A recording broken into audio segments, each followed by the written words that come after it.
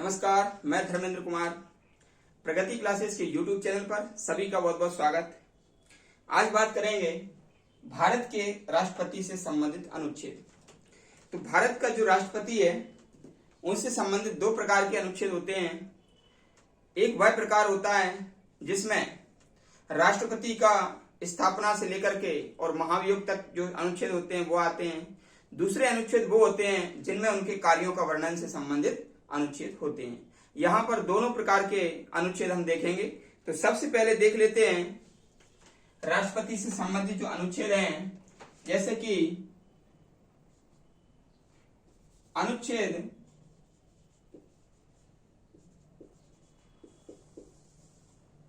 52।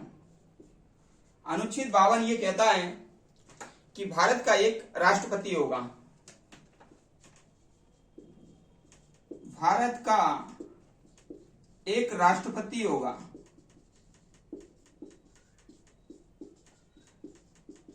ठीक है, तो इसको कैसे याद करेंगे? इसको याद करेंगे, दो है तो दो का मतलब हो जाएगा एक। दो का मतलब क्या हो जाएगा? एक। यहां पर दो है तो दो का मतलब हो जाएगा एक। तो 52 में भारत का एक राष्ट्रपति होगा, तो इसको याद कर लेना। दूसरा है 53। तो अनुच्छेद 53 ये कहता है कि जो राज्य की कार्यपालिका है, यानी कि देश की जो कार्यपालिका है, उसका प्रधान राष्ट्रपति होगा। ठीक है, तो राष्ट्रपति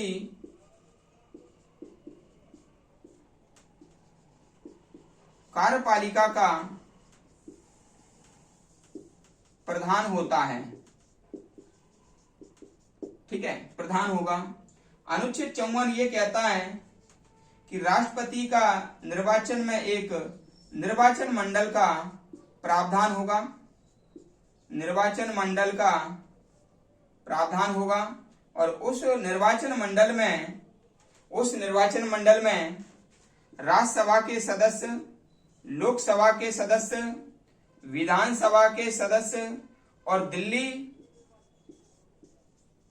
और पांडिचेरी के एमएलए भी इसमें भाग लेंगे। ठीक है, लेकिन राज्यसभा और लोकसभा के जो निर्वाचित सदस्य हैं वही भाग लेते हैं, मनोनीत सदस्य इसमें भाग नहीं लेते हैं। ठीक है, अनुच्छेद 55 ये कहता है कि निर्वाचन की प्रक्रिया क्या होगी। निर्वाचन की प्रक्रिया की बात करता है। ठीक है, अनुच्छेद 56 ये कहता है कि राष्ट्रपति का कार्यकाल क्या होगा। राष्ट्रपति का कार्यकाल क्या होगा। ठीक है, अनुच्छेद 57 राष्ट्रपति का पुनर्निर्वाचन हो सकता है। ठीक है, तो 57 ये कहता है कि राष्ट्रपति का पुनर्निर्वाचन हो सकता है, पुनर्निर्वाचन का प्रावधान है। ठीक है, अनुच्छेद 58 राष्ट्रपति की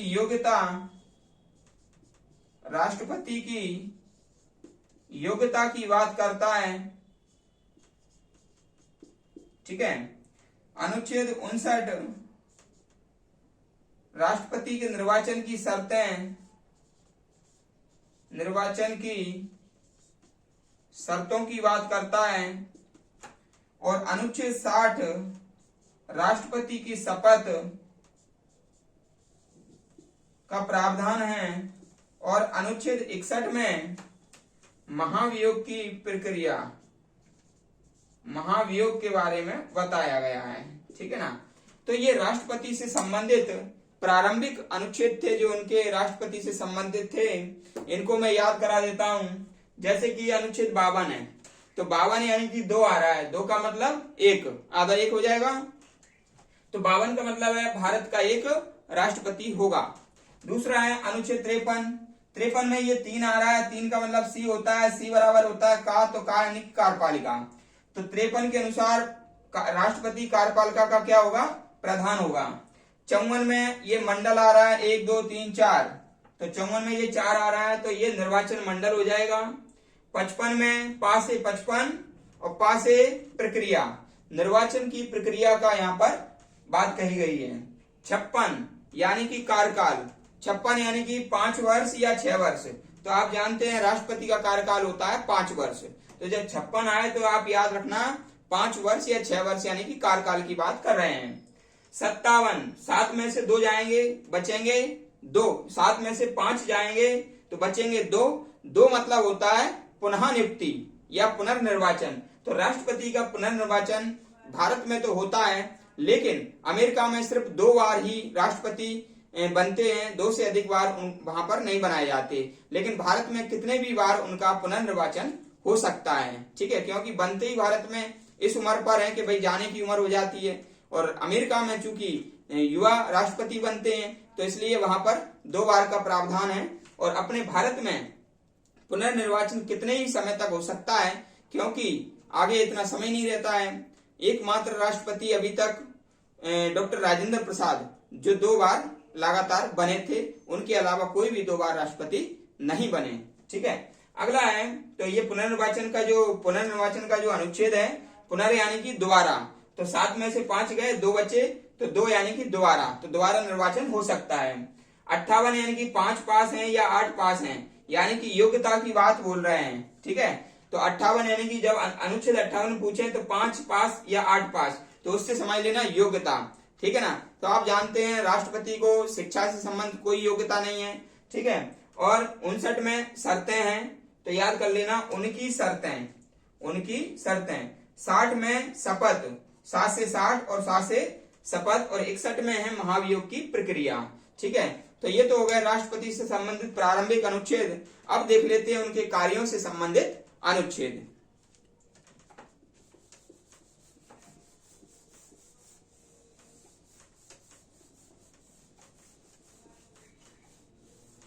तो कार्यों से संबंधित जो अनुच्छेद होते हैं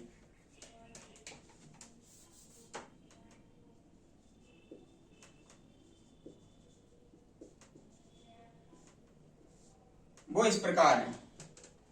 अनुच्छेद 65 देखेंगे, 71, 72, 74, 75, 77, 79, 85, 108, 111, 123 और 143। तो ये जो अनुच्छेद हैं ये राष्ट्रपति के कार्यों से संबंधित अनुच्छेद हैं, और इनको याद करना बहुत कंपलसरी है, अनिवार्य है। सभी प्रकार के एग्जाम में इसमें से प्रश्न पूछ लिया जाता है। तो देख लेते हैं। सबसे पहले है अनुच्छेद 65।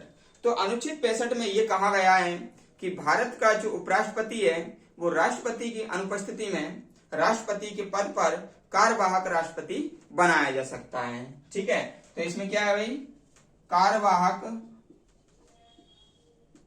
कार्यवाहक राष्ट्रपति उपराष्ट्रपति बनते हैं, ठीक है।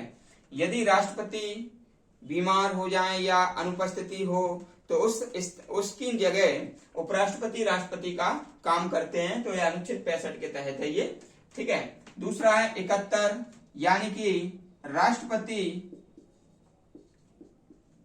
के निर्वाचन का विवाद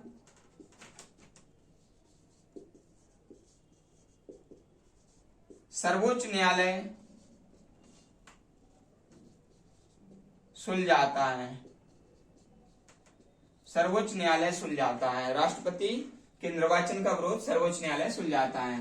अनुच्छेद 72 में है क्षमा दान शक्ति। राष्ट्रपति की क्षमा दान की शक्ति अनुच्छेद 72 में है, ठीक है। मृत्यु दंड को भी ये क्षमा कर सकते हैं। अनुच्छेद 74 में है मंत्री परिषद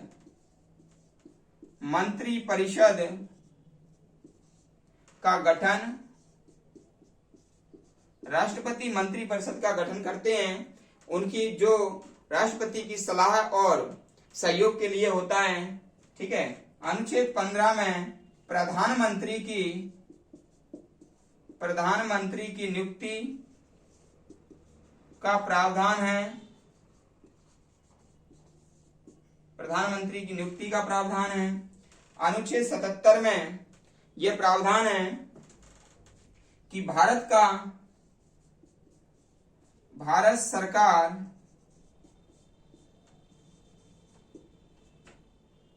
सरकार के सभी कार्य राष्ट्रपति के नाम से होंगे। राष्ट्रपति के नाम से किए जाएंगे। ठीक है। 79 में राष्ट्रपति संसद का अभिन्न अंग होगा।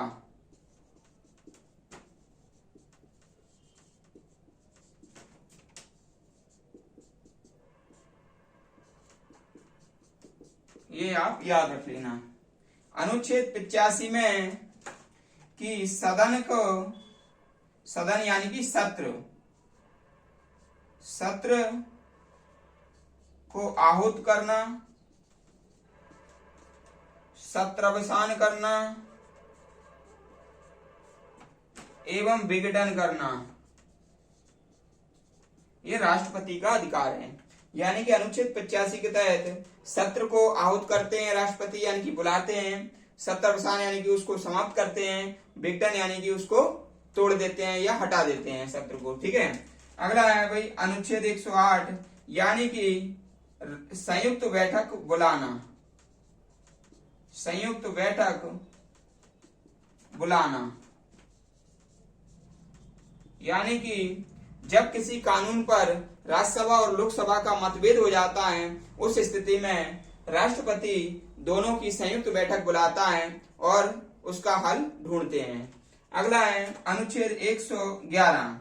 तो राष्ट्रपति किसी विधेयक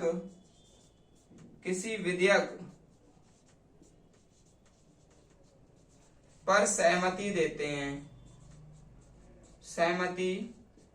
हैं 111 के तहत।